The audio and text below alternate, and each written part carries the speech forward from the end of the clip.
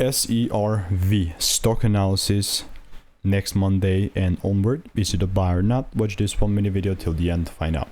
So looking at SERV Robotics, we are sitting at $13.76, and just observing this chart from 1 hour, let's go higher. This looks good, you know, it's phenomenal. It's been going up. So what's my idea on SERV? I'm just genuinely trying to looking to double down on this one.